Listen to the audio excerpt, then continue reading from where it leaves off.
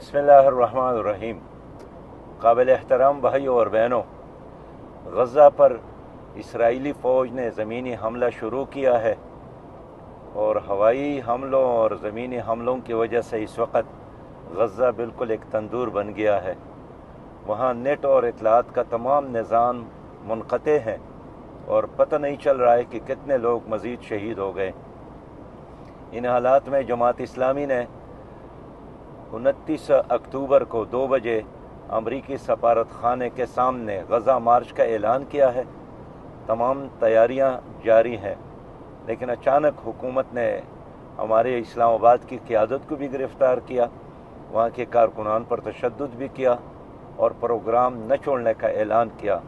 ہمیں معلوم ہے کل امریکی نائب وزیر خارجہ کٹوریا نولینڈ نے فون کیا، ہمارے حکومت سے بات کی اور اس کے بعد ہماری حکومت نے یہ کارروائی شروع کی، جس کا ہم بھرپور مذمت کرتے ہیں۔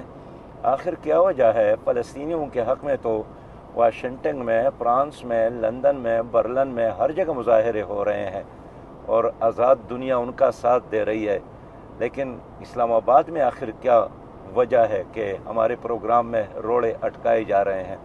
میں تمام لوگوں سے اپیل کرتا ہوں، یہ 100% پرامن پروگرام ہے، اس میں مرد بھی شامل ہے، مائیں، بہنیں، بیٹیاں اور بچے بھی شامل ہیں، اس لیے کہ پرامن پروگرام ہے۔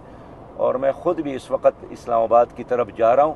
آپ لوگوں سے بھی اپیل کرتا ہوں کہ کل اپنے مظلوم بھائیوں کی حمایت میں اور اسرائیل اور امریکہ کی اس بدماشی، غنڈہ گردی اور ظلم اور جبر کے خلاف غزہ مارچ میں شامل ہو کر ثبوت دے کہ ہم ظلم کے خلاف کھڑے ہیں اور ہم مظلوموں کے ساتھ کھڑے ہیں۔